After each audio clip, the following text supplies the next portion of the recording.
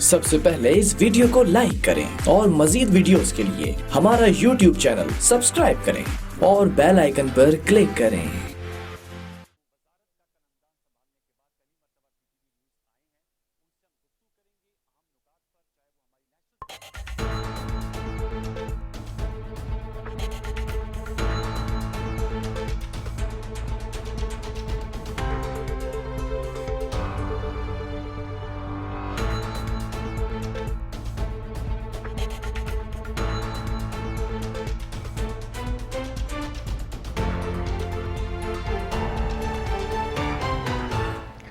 अस्सलामुअलैकुम। Programme Karachi today के साथ मैं हूं आपका मेज़बान मुताहिर जलीस खान। नाज़रीन, आज सबसे पहले बात होगी इस वक्त की कराची सिचुएशन के हवाले से, जो इस वक्त शहर कायद की मौजूदा सूरत हाल है मौसम के हवाले से। इससे पहले महकमा मौसमियात ने मुतनब्बे किया था कि एक समंदरी तूफान है जो कराची के साहिल से तो टकराएगा नहीं, मगर कराची के साहिल के तरफ से होता हुआ जाएगा जरूर, जो भारत गुजरात की तरफ जाएगा। मगर शायद अब वो जो तूफान है वो कराची के साहिल से हो सकता है टकरा जाए। महकमा मौसमियात की जानिब से इम्कान जाहिर किया जा रहा है। और अभी जो सूरत हाल मौसम की है कराची में, वो शदीद तूफानी आंधी दिखाई दी। इसके साथ साथ कराची के मुख्तलिफ इलाके ऐसे हैं जहां पर कुछ बारिश भी रिकॉर्ड की गई है, और इस हवाले से अभी डेटा इकट्ठा किया जा रहा है कि कितने मिलीमीटर बारिश रिकॉर्ड की गई है। इस हवाले से आपको अगर करें तो कराची का जो मखसूस ऐसा इलाका है जहां पर कहा गया था कि यह मुस्तस्ना इलाका है, यहां पर लाइट नहीं जाती, वो भी इस वक्त तारीकी में डूबा हुआ दिखाई दिया है। जैसे ही तेज आंधी चली शहर कायद में, उस वक्त बिजली का बहुत बड़ा ब्रेकडाउन हुआ,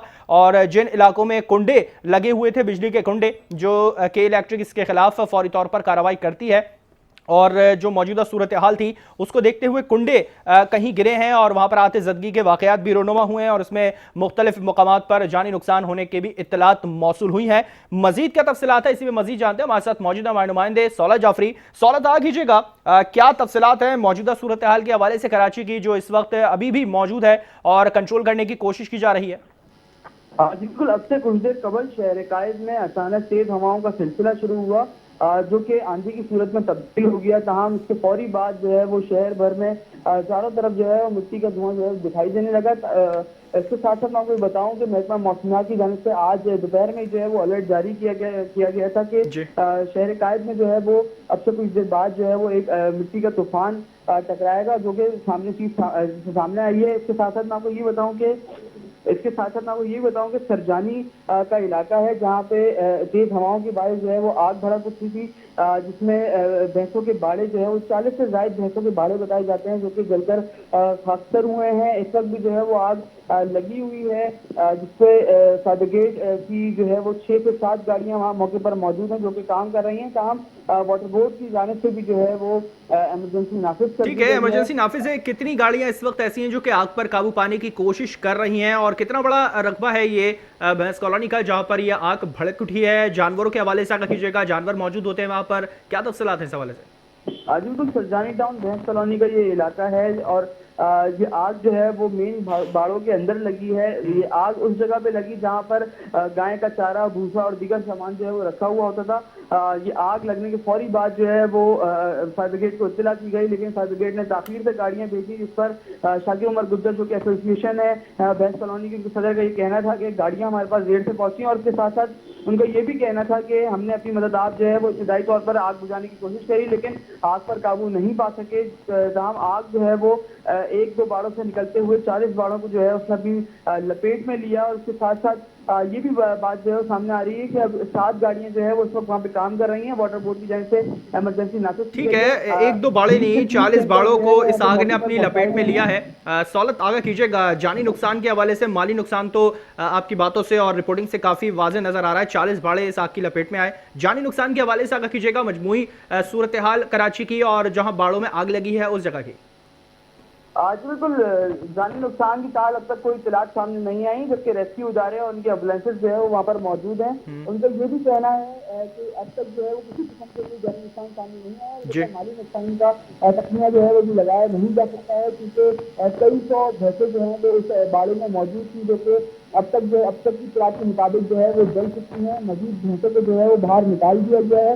उसके साथ साथ क्योंकि बाड़े का एरिया है, इधर रिहायशी इमारतें यहाँ पे नहीं है, यहाँ पे लोग जो है वो कम होते हैं, जिसकी वजह से मजीद जो जानी नुकसान है उसमें कमी हो सकती है। ठीक है, जानी नुकसान वो कंट्रोल करने की और इस वक्त तखमीना लगाने की कोशिश की जा रही है। मौजूदा सूरत हाल की अगर मैं बात करूं इस वक्त मौसम की, तो तेज़ आंधी के साथ हवाएं चली हैं और इसके साथ गर्द आलूद हवाएं भी थी। कुछ इलाकों में बारिश की भी इत्तलात पहुंची और इसके साथ साथ कराची का काफ़ी बड़ा इलाका है जो कि ब्रेकडाउन की नज़र हुआ। क्या सूरत हाल है, इस हवाले से आगे कीजिएगा। और इत्तलात ये भी पहुंची थी कि इस गर्द आलूद हवाओं की और आंधी की वजह से कुछ छतें, कुछ दीवारें गिरी थी, उसमें जानी नुकसान हुआ। क्या तफसीलात हैं आपके पास?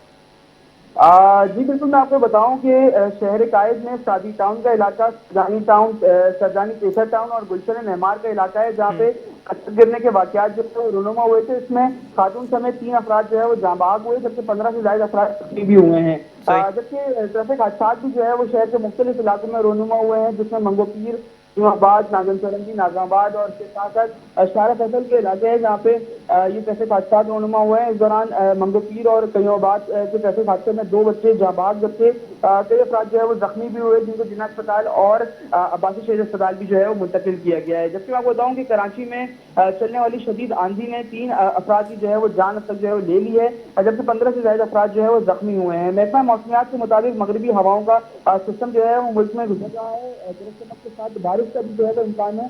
शहर के शुमाली हिस्से में ठीक है, मैं अगर ये बात करूं जो इस वक्त मौजूदा सूरत हाल है बिजली की, के इलेक्ट्रिक ने इससे पहले भी मुतनब्बे किया था कि कराची के मुख्तलिफ इलाके हैं जहां पर बिजली का ब्रेकडाउन हो सकता है गर्मी और कारोबार खोलने की वजह से। मगर ये आंधी जैसे ही चली, इससे पहले भी मुतादिद बार ये हुआ है, जैसे ही कोई बारिश होती है 2 बूंदें गिरती हैं उसी वक्त लाइट बंद कर दी जाती है, ब्रेकडाउन हो जाते हैं, फीडर स्ट्रिप हो जाते हैं। क्या सूरत हाल है लॉकडाउन की? कितना बड़ा रकबा है, कितना बड़ा इलाका है कराची का जो इस वक्त तारीकी में डूबा है?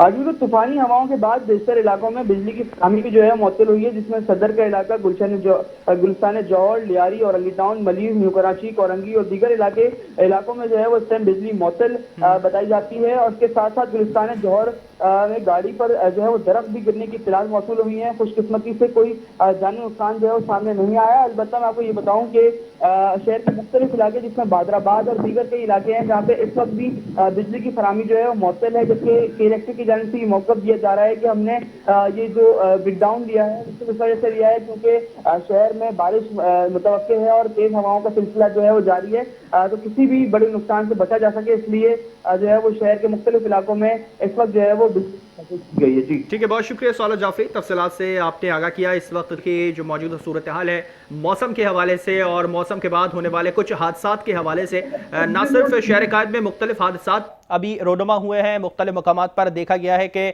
कहीं पर छत गिरी है, कहीं पर दीवार गिरने के वाक़यात रोनुमा हुए हैं और जिसमें अब तक की इत्तलात के मुताबिक 3 अफराद के जाँ बहक होने की और तकरीबन 15 अफराद के ज़ख्मी होने की इत्तलात ज़रा की जानिब से पहुँची हैं। और अस्पतालों में भी वाज़ेह तौर पर कह दिया गया है कि अलर्ट रहा जाए और किसी भी जो मेडिकल सिचुएशन है उससे फौरी तौर पर हैंडल किया जा सके। इस वक्त आपको आगाह करें तो कराची के मुख्तलिफ इलाके ऐसे हैं जहाँ पर बिजली का काफ़ी बड़ा ब्रेकडाउन हुआ है और के इलेक्ट्रिक का कहना है कि हम इसे ठीक करने की कोशिश कर रहे हैं क्योंकि तेज़ आंधी चली थी और मुख्तलिफ इलाकों में कहीं पे पोल गिरा है तो कहीं पे गाड़ियों पे दरख्त गिरने के वाक़यात हुए हैं, मगर इन तमाम वाक़यात के अंदर कोई जानी नुकसान नहीं हुआ।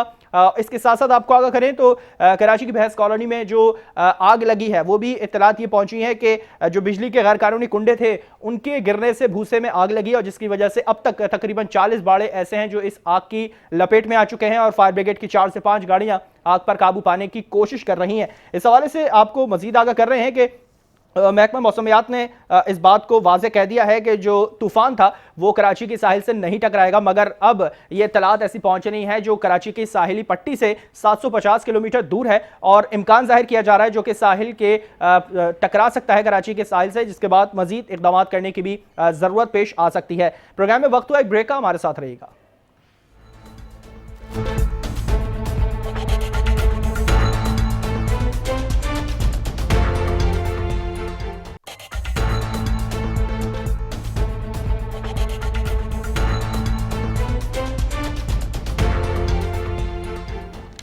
Welcome back. अब कुछ बात करेंगे ऐसे इदारे जो कि निजकारी के लिए नहीं थे मगर उनको कहा जा रहा था कि उनकी निजकारी की जाएगी, और इसके साथ साथ एक दो इदारे ऐसे थे जिनके साथ कहा जा रहा था कि इनको भी प्राइवेटाइज कर दिया जाएगा, मगर पीटीआई की हुकूमत ने कहा कि हम इसे निजकारी नहीं करने देंगे, इसको प्राइवेटाइज नहीं होने देंगे, इसको अच्छे अंदाज में और बेहतर तरीके से चलाया जाएगा। इससे पहले मैं आपको आगे लेके चलूँ इस स्टोरी पे, मैं बता दूं पाकिस्तान स्टील मिल्स के हवाले से मैं बात कर रहा हूं, जहां पर तकरीबन 9000 से जायद मुलाजमीन का रोजगार इससे वाबस्ता है, और तकरीबन लोग इसमें कुछ ऐसे हैं मुलाजमीन जो कि अपनी तनख्वाहों से, कुछ अपनी पेंशन ने महरूम दिखाई देते हैं, और मुतादिद बार इस पर शिकायत हो चुकी हैं। इस पे अदालत में भी काम हो चुका है, चीफ जस्टिस साहब ने भी इस पे अपने रिमार्क्स दिए थे, मगर अब जो बात सामने आ रही है उसमें यह कहा गया है कि पाकिस्तान स्टील मिल्स के मुलाजमीन को गोल्डन हैंडशेक दिया जाएगा, और इसकी मंजूरी दे दी गई है। और वाज़ेह तौर पर इसमें क्या प्रोसीजर होगा, क्या इक़दामात किए जाएंगे, और इस हवाले से भी आपको आगाह करेंगे। तकरीबन 9100 मुलाजमीन है जिन्हें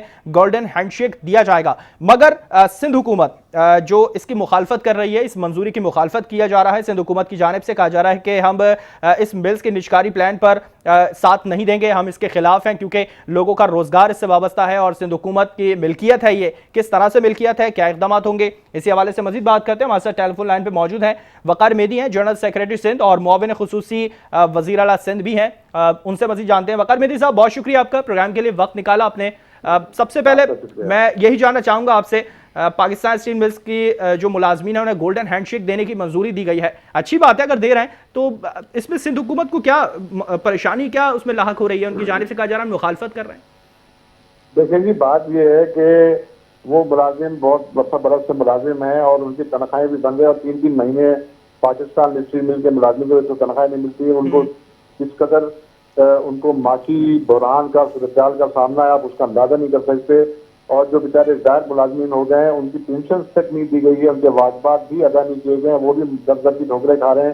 स्टील मिल के दरवाजे पर रोज जाते हैं, रोज जो है वो जो वहाँ से जो है बगैर कुछ लिए हुए कुछ मतलब कोई अच्छी खबर सुने बगैर आ जाते हैं।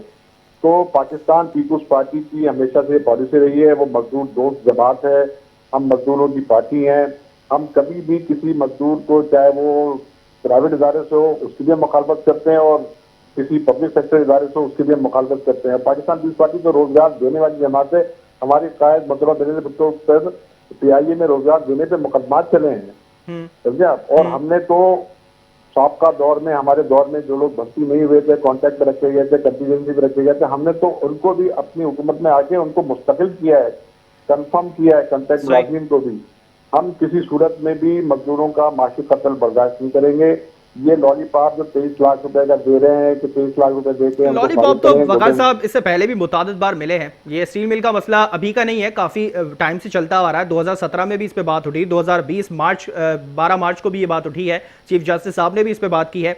तो ये जो मुलाजमीन के जो इशू हैं, जो वाजिबात के जो इश्यूज थे, पेंशन्स के इश्यूज थे, ये सिंध हुकूमत ने पहले रेस क्यों नहीं करे? अगर इतनी ही परेशानी थी मुलाजमीन को, सिंध हुकूमत और इसके साथ साथ जो पीपल्स पार्टी का मोटिव है रोजगार फराहम करना, वो अगर सिंध हुकूमत का मोटिव था तो स्टील मिल्स के ऊपर वाज़ेह बात क्यों नहीं की पहले? देखिए जी, हमारी गवर्नमेंट भी बात करती रही है, हमारे एमएनए और सेनेटर्स भी कौमी असेंबली और सेनेट में बात करते रहे बारहा। अभी पिछले दिनों मियां रजा रब्बानी साहब ने भरपूर प्रेस कॉन्फ्रेंस की थी इसी निजकारी और मुलाजमी को निकाले जाने के खिलाफ। पाकिस्तान पीपुल्स पार्टी की जो लेबर विंग है, लेबर ब्यूरो, वो भी इसमें बहुत एक्टिव है। और मैं आपको अर्ज करूं, असल में मसला क्या है कि ये मौजूदा वफाकी हुकूमत की नाली का मसला है कि उसको चला नहीं सकती। इसकी सुई गैस तक तो इन्होंने बंद की हुई है। जब सुई गैस नहीं होगी तो प्लान कहाँ से चलेंगे, कैसे चलेगा इदारा? ये चलाने के मूड में नहीं है। ये फिर अपने दोस्तों को जो बाहर से ला के जिनको एडवाइजर बनाए उनके हवाले करने के चक्कर में लगे हुए हैं। तो सर ये वकार साहब, ये एक इदारे की तो बात नहीं है ना कि बाहर से लाया जा रहा है, बिठाया जा रहा है। ये तो बहुत सारे इदारे हैं, नाम लेते लेते पूरे प्रोग्राम का वक्त खत्म हो जाएगा। एक इदारा नहीं है। मैं चीज को इस तरह लेके जा रहा हूं कि 2017-19 दिसंबर को जो असद उमर साहब थे उन्होंने कहा था कि चेयरमैन नैब को हमने खत लिखा है, इंक्वायरी का कहा है। फिर 2020 के अंदर भी यही बात हुई कि हम इंक्वायरी के लिए कह रहे हैं, और आप कह रहे हैं कि हम इसकी मुखालफत करेंगे। इंक्वायरी हो रही है, ये भी अच्छी बात है, गोल्डन हैंडशेक दिया जा रहा है, ये भी अच्छी बात है, लेकिन मुलाजमीन का जो रोजगार है, असल मुद्दा हमारा वहां आ रहा है कि रोजगार जो उनको फराहम किया जा रहा है वो प्रॉपर तरीके से मिले। मैं ये कहता हूं कि मुलाजमीन को किस बात की सजा दी जा रही है भाई जी? उनको क्यों सजा दे रहे? उनको आप उनके तनख्वाहें अदा करें, उनको मिल चलाएं, आप फैक्ट्री वो स्टील मिल इतना कितना बड़ा कौमी असासा है उसको बर्बाद करके रख दिया है। बात यह है कि ये आए थे तो बड़ी दावे की थी हम 1 करोड़ नौकरियां देंगे, इनके आने के बाद तो लाखों लोगों को निकाल दिया गया। इनके जो प्रेसिडेंट साहब है उन्होंने ठीक है, ये तो पीटीआई के आने के बाद हुआ, तो पीटीआई के आने से पहले पीपल्स पार्टी के पास था, पीपल्स पार्टी चला रही थी इसको बेहतर अंदाज में। जी बिल्कुल चला रही थी, आप देख सकते हैं रिकॉर्ड में मौजूद है। उसके बाद नवाज शरीफ साहब आए, उसके बाद इमरान खान साहब आए ना। बात ये कि हमारे 2013 तक का रिकॉर्ड आप चेक कर लें कि पाकिस्तान स्टील मिल के मुलाजमीन जो थे खुशहाल थे या बदहाल थे, या आप उसको रिकॉर्ड से चेक कर सकते हैं। चल ठीक है, हम इसका रिकॉर्ड भी चेक करेंगे, हम इसका रिकॉर्ड भी चेक करेंगे। पीटीआई ने कहा है कि जो मुलाजमीन है उन्हें तनख्वाह नहीं मिल रही। 2017 में भी बात उठी, 2020 12 मार्च को चीफ जस्टिस साहब ने कहा है कि जो मुलाजमीन घर पे बैठे हैं उन्हें बड़े आराम से तनख्वाह मिल रही है, मराहत मिल रही है, उन्हें वापस निकाला जाए फौरी तौर पर। आप इस बात से इत्तेफाक करते हैं, घर पे बैठे हुए लोगों को तनख्वाहें मिल रही है? देखिए जी, बात यह कि घर पे तो इदारे ने बिठाया है ना, वो खुद से खुशी से थोड़ी बैठे हुए, इदारे ने बिठाया है ना उनको। जब वहां पे उनको तनख्वाह नहीं दे रहे हैं, उनको कन्वेंस नहीं मिल रहा है, उनकी ट्रांसपोर्ट बंद हो जाएगी, तो क्या करेंगे वो बेचारे? वो शहर से 7 किलोमीटर का सफर करके कैसे जाएंगे वो? तो ये कौन लोग थे? ये वो लोग थे कि जो पीपल्स पार्टी ने भर्ती कराए? जनरल मुशर्रफ के दौर में भी ये कोशिश की गई थी, उस वक्त भी चीफ जस्टिस पाकिस्तान ने जो है इनको निष्कारी से मना कर दिया था। वकार साहब, मेरा यही सवाल है, जिन लोगों को घर बिठाया क्या वो वही लोग थे जिन्हें पीपल्स पार्टी ने भर्ती कराया? जनाब वो मुख्तलिफ अदवार में भर्ती हुए हैं, सब पीपल्स पार्टी के दौर में मुख्तलिफ अदवार में भर्ती हुए हैं। देखिए बात यह है कि पीपल्स पार्टी दे रोजगार होता है, ये उससे पूछे जिसका रोजगार जाता है, ठीक है ना। बात ये जिसके घर का चूल्हा बुझता है उसके दिल से पूछें कि कैसे चूल्हा बुझता है और कैसे चूल्हा जलता है, उसको कितनी मेहनत करना पड़ती है, सुबह से शाम तक कितना खून पसीना बहाना पड़ता है उसको। बात ये इमरान खान साहब तो ठंडे कमरे में बैठ कर उनको क्या पता कि किसी गरीब का क्या दर्द होता है, उन्होंने कभी देखा भी नहीं है। ठीक है, मैं इस चीज को आगे लेके जाऊं। चीफ जस्टिस साहब ने कहा कि जो पुराने लोग घर पे बैठे हैं उनको फौरी तौर पर, तमाम लोगों को, किसी एक पर्टिकुलर या किसी स्पेसिफिक बंदों के नाम नहीं लिए, तमाम लोगों को फारिग करें और नए लोगों को भर्ती करें और ऐसे लोग जो काम करें। तो आप मुत्तफिक हैं इस बात से कि अगर दोबारा भर्ती होती है तो वो सियासी भर्ती नहीं होगी? मैं आला अदलिया से भी नजरसानी की अपील करूंगा, जो उनके ऑब्जर्वेशन है जो भी है, मैं नजरसानी की अपील करूंगा। देखिए ये सीनियर लोग हैं, ये सीनियर तरीन लोग हैं, इन्होंने पाकिस्तान स्टील को चलाया है, मुनाफा कमा के दिया है। आप जाके एक एम्प्लॉय का ट्रैक रिकॉर्ड तो देखें, आप देखें तो सही इनके दौर में क्या हुआ, उन्होंने कितनी मेहनत की है इस स्टील को चलाने में और बनाने के अंदर। ये देखें, बात ये है कि ये शहीद जुल्फ़िकार अली भुट्टो ने बड़ी मेहनत से पाकिस्तान स्टील मिल कराची में लगाने का आगाज किया था, आप सबको पता है, रिकॉर्ड पे बात है। ठीक है, हम उनकी मेहनत को सलाम करते हैं, हम उनकी काविशों को सलाम करते हैं। स्टील मिल का इदारा वकार साहब 2015 से बंद पड़ा है। 2015 से किसकी कोताही थी, किसकी वजह से बंद पड़ा? अगर लॉस में जा रहा है तो किस वजह से लॉस में जा रहा है? कौमी खजाने भी बोझ पड़ रहा है इससे। देखिए 2015 में हमारी वफाकी हुकूमत नहीं थी, ठीक है जी, जो हुकूमत थी वो उसकी जवाब हैं। हम हमेशा हमने मजदूरों का मुकदमा लड़ा है। अगर इन मजदूरों को बेरोजगार किया गया, इनको निकाला गया, तो पाकिस्तान पीपल्स पार्टी मजदूरों के साथ सड़कों पे एहतजाज करेगी, पार्लियामेंट में भी एहतजाज करेगी। हम ये किसी सूरत में मजदूरों का माशी कत्लेआम बर्दाश्त नहीं करेंगे। ठीक है वकार साहब, एहतजाज करने से बेहतर ये नहीं है कि इसकी इंक्वायरी करवाई जाए कि कौन जिम्मेदार है इस खसारे का, कौन जिम्मेदार है स्टील मिल बंद होने का? जो इंक्वायरी कराने वाले क्यों नहीं कराई अभी तक इंक्वायरी? भाई किसने मना किया है? इदारे तो उनके पास है ना। आप जोर दे रहे हैं इस पे इंक्वायरी होनी चाहिए। नियाजी साहब के कहने पे तो नया एक्टिव हो जाती है, तो नया एक्टिव हो जाती, क्यों नहीं किया? बात यह कि इस वक्त जो मौजूदा हुकूमत में बैठे हुए हैं इनके भी हाथ रंगे होंगे स्टील मिल के मामलात में। बात यह तो सिंध हुकूमत में आप हैं, आप बात कर सकते हैं विफाक से इस मामले पे कि फौरी तौर पर इंक्वायरी करवाई जाए, जिस तरह असद उमर साहब ने कहा कि हम लिख रहे हैं चेयरमैन नैब को खत। देखिए जी, बात यह है कि हमारे बिलावल भुट्टो जरदारी साहब चेयरमैन पीपल्स पार्टी और चीन के चीफ मिनिस्टर ने हमेशा इस पे आवाज उठाई है। हमेशा पार्लियामेंट के अंदर पार्लियामेंटेरियन जो पाकिस्तान पीपल्स पार्टी के, उन्होंने इस पे आवाज उठाई है। हमेशा पाकिस्तान स्टील मिल की बहाली की बात की है, मजदूरों की खुशहाली की बात की है। अभी क्या कहेंगे आप? अभी क्या कहेंगे अगर गोल्डन हैंडशेक दिया जाता है, मंजूरी तो दे दी गई है, वाज़े तौर पर इस पर अमल हो जाता है, तो आप या पीपल्स पार्टी क्या कर रही है इस पे? देखिए जी, बात यह कि हम एहतजाज का रखते हैं, पुरअमन एहतजाज का रखते हैं। हम किसी भी फोरम पे जाना पड़ा, उस फोरम के सामने भी एहतजाज करेंगे और मजदूरों के साथ सड़कों पे भी एहतजाज करेंगे। हम किसी सूरत में किसी भी इदारे का हो, मैं स्टील मिल की बात नहीं, मैं किसी भी इदारे के मजदूर के साथ जाती होगी। आपको लगता है एहतजाज से मामला हल हो जाता है? जी बिल्कुल जी, एहतजाज से बड़े बड़े मामला हल हो जाते हैं जी। ठीक है, हम फिर उम्मीद करते हैं कि एहतजाज करें, एहतजाज से मामला हल हो जाए। आज अमेरिका में एहतजाज हो रहा है, व्हाइट हाउस छोड़ के चला गया प्रेसिडेंट। ठीक है, हम उम्मीद करते हैं कि अगर मामलात एहतजाज से हल होने लगे तो फिर हर कोई एहतजाज का रास्ता अपनाएगा। पुरअमन एहतजाज हम उम्मीद कर रहे हैं, वकार बिंदी साहब, हम उम्मीद कर रहे हैं और हम उसूलों पे एहतजाज हो तो उसके नतीजे जरूर आते हैं, और वो जो एहतजाज जिस उसूल पे जिस मकसद के लिए किया जाता है वो मकसद भी हासिल होता है। ठीक है, अच्छे मकसद के लिए किया जाए एहतजाज, मकसद हासिल होगा। बहुत शुक्रिया वकार मेहदी साहब, मुआविन खुसूसी वज़ीर आला सिंध हमारे साथ मौजूद थे। और जो पाकिस्तान स्टील मिल्स के बात की जा रही है कि तमाम मुलाजमीन को गोल्डन हैंडशेक देने की मंजूरी दी गई है। 9100 मुलाजमीन हैं जिन्हें गोल्डन हैंडशेक दिया जाएगा।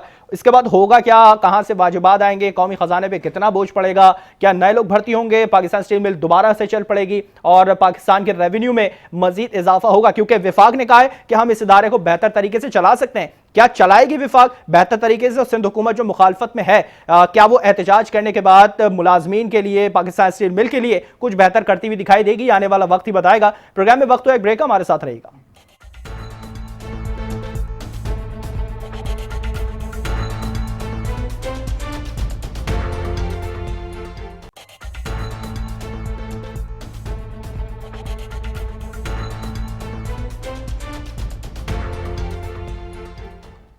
Welcome back. अब बात करेंगे कि इलेक्ट्रिक के हवाले से, जो किसी भी वक्त उठकर ये कह देती है कि शहर कायद में लोड शेडिंग होगी, गैर एलानिया भी होगी और एलानिया लोड शेडिंग भी होगी। वजूहात क्या होती हैं वो वाज़ेह तौर पर सामने नहीं आती कि किस वजह से कि इलेक्ट्रिक कह रही है कि जो लोड शेडिंग है वो वाज़ेह तौर पर होगी। इस लोड शेडिंग के अंदर कितने लोगों का रोज़गार मुतासर हो जाता है, कितने लोग घरों में परेशान हो जाते हैं और कितने लोग इससे मुतासर भी होते हुए दिखाई देते हैं, क्योंकि बिजली का ब्रेकडाउन किसी एक के लिए नहीं बल्कि सबके लिए परेशानी का बाइस बनता है। इसके साथ साथ जैसे ही गर्मियां शुरू होती हैं उसी के साथ फौरी तौर पर हर साल, मैं हर साल की बात कर रहा हूं, हर साल ये होता है कि फौरी तौर पर लोड शेडिंग शुरू हो जाती है, दौरानिये में इजाफा हो जाता है और के इलेक्ट्रिक का यही मौकफ होता है कि हम मुरम्मत कर रहे हैं, फीडर स्ट्रिप हो जाते हैं, बेहतरी कर रहे हैं, कुछ फ्यूल का मसला होता है, कुछ फर्नेस ऑयल का मसला होता है। इस बार फिर से वही बात दोहराई गई है कि एक बार फिर से लोड शेडिंग होगी, क्योंकि पीटीआई ने तो वाज़ेह तौर पर कहा था कि हम लोड शेडिंग को वाज़ेह तौर पर खत्म कर देंगे, बिजली की बिला तातुल फरामी होगी। क्यों नहीं हुई वो बिला तातुल फरामी और एक बार फिर से लोड शेडिंग का अजाब क्यों सरों पे सवार हो रहा है? आज इसी हवाले से JIT की जानिब से, जमात इस्लामी की जानिब से इस बात पे एक एहतजाज भी किया गया कि के इलेक्ट्रिक जो लोड शेडिंग में इजाफा कर रही है वो क्यों कर रही है, किस लिए कर रही है, और अगर इजाफा किया जा रहा है तो उन इलाकों में किया जाए जहां पर बिजली चोरी हो रही है और इसका हल क्या है, किस तरह से लोड शेडिंग पर काबू पाया जा सकेगा। इसी हवाले से मजीद बात करते हैं। जमात इस्लामी से रहनुमा हमारे साथ मौजूद हैं, नजीब अयूबी साहब हैं। नजीब साहब, बहुत शुक्रिया आपका, प्रोग्राम के लिए वक्त निकाला आपने।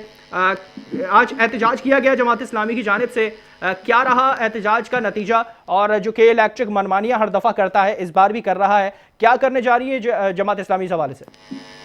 मुताहिर जलीस, आपका बहुत शुक्रिया जी कि आपने जमात इस्लामी का मौक़िफ़ लिया, और आपके प्रोग्राम के तवस्सुस से ये बताता चलूँ कि जमात इस्लामी तो गुज़िश्ता 4 साल से के इलेक्ट्रिक के हथकंडों के खिलाफ वाहिद तवाना आवाज़ है और वाहिद आवाज़ है जो पूरी कराची में आवाम की नुमाइंदगी कर रही है।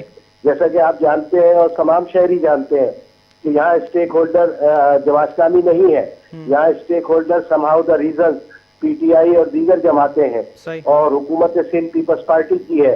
लेकिन बदकिस्मती और अलमिया ये है कि इन दोनों जमातों के स्टेक के इलेक्ट्रिक से वाबस्ता है।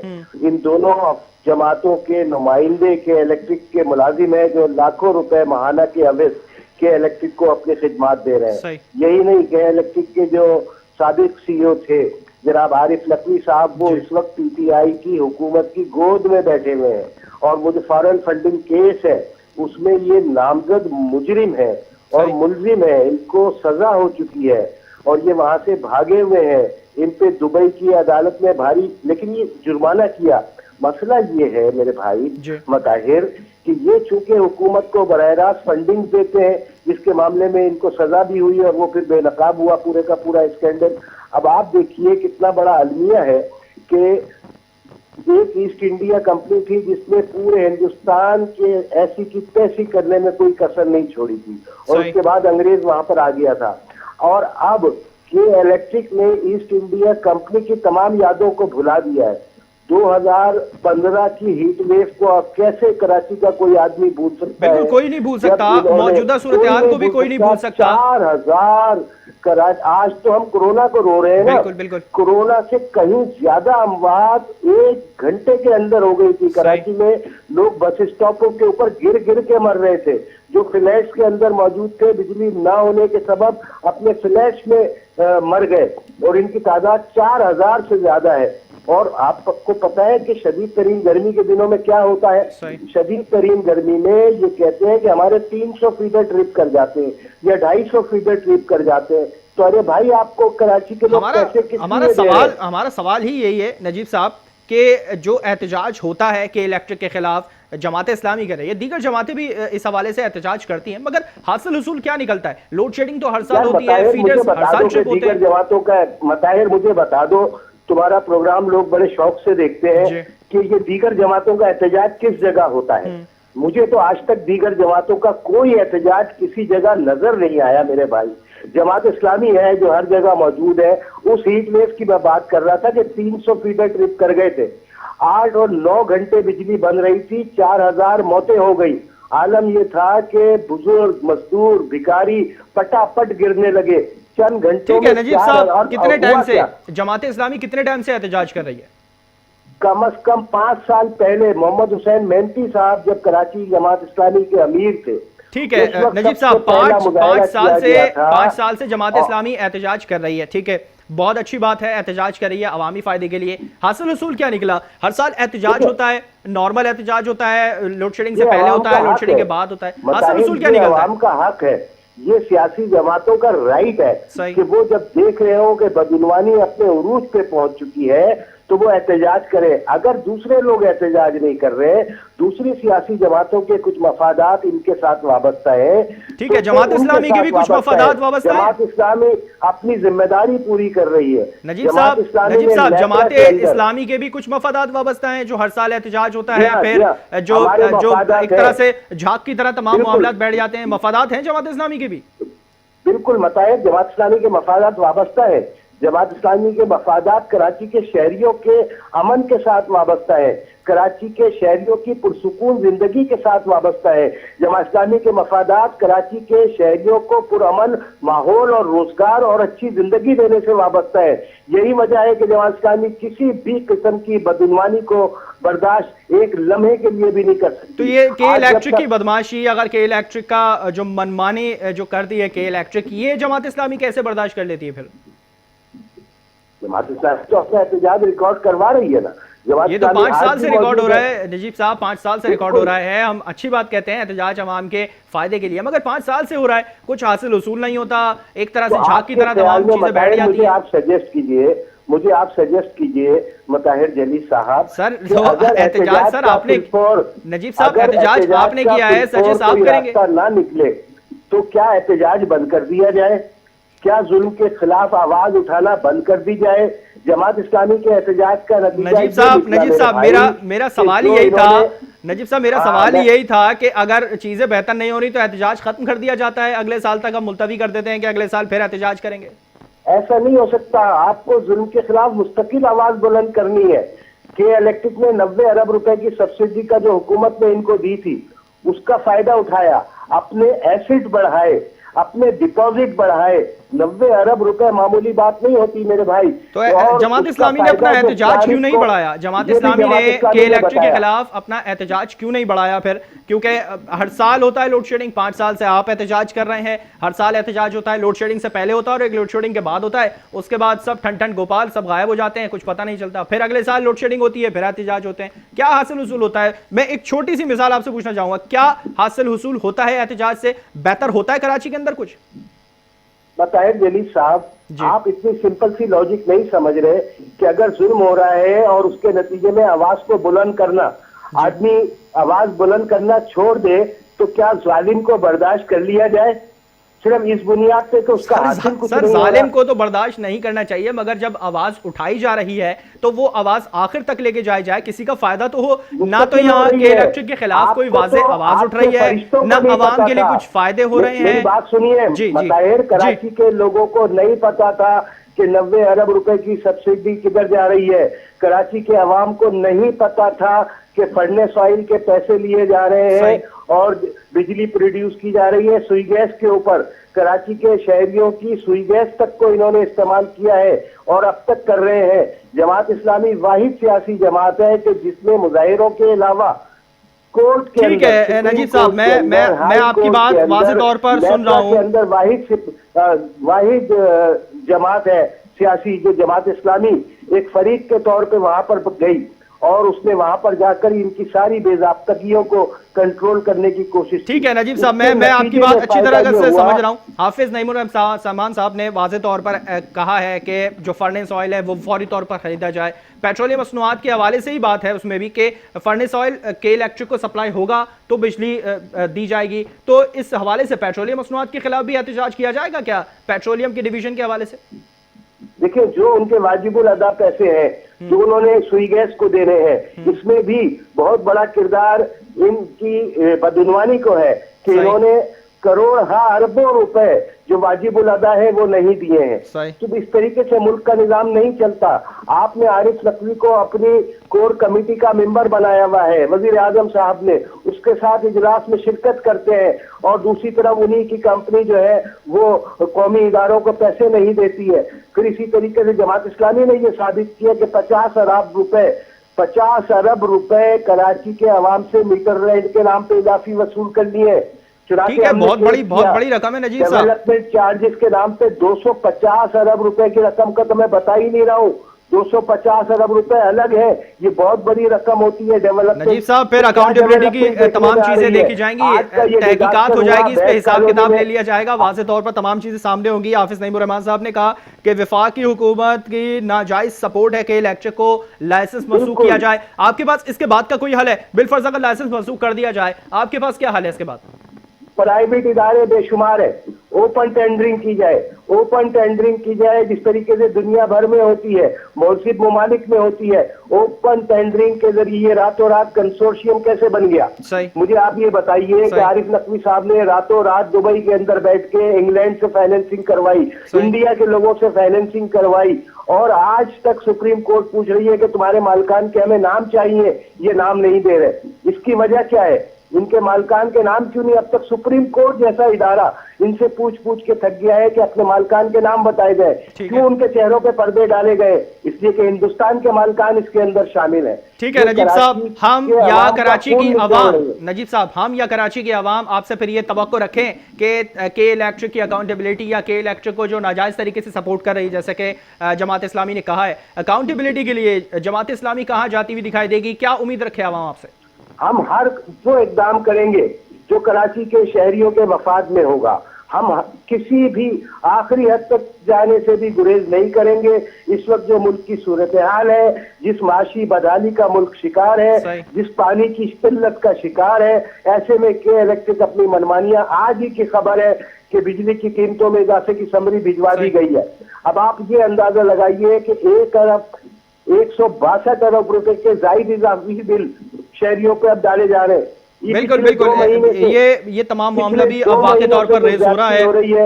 नजीब साहब आपका बहुत शुक्रिया, जमात इस्लामी के रहनुमा हमारे साथ मौजूद थे। नजीब साहब आपका बहुत शुक्रिया, आपने वक्त निकाला प्रोग्राम के लिए। के इलेक्ट्रिक की जो है वो हर साल होती है। जमात इस्लामी पिछले 5 साल से एहतजाज कर रही है, मगर एहतजाज एक लोड शेडिंग से पहले होता है, एक लोड शेडिंग के बाद होता है। हासिल उसूल क्या होता है वो पूरे साल दिखते हैं, उसके बाद फिर दोबारा से सीजन शुरू होता है गर्मी का, लोड शेडिंग होती है और फिर से एहतजाज होता है। ये हर साल होता है, मगर जमात इस्लामी ने यह बात बोली है कि हम आखिर तक जाएंगे इस एहतजाज को लेके, अपनी आवाज को लेके, अवाम की आवाज को लेके, और जो लोड शेडिंग का मसला है, ओवर बिलिंग का मसला है, वो वाज़ेह तौर पर हल करवाने में हम उनकी मदद करेंगे। प्रोग्राम का वक्त खत्म हुआ है, मुझे और मेरी पूरी टीम को दीजिए इजाजत। अल्लाह हाफिज।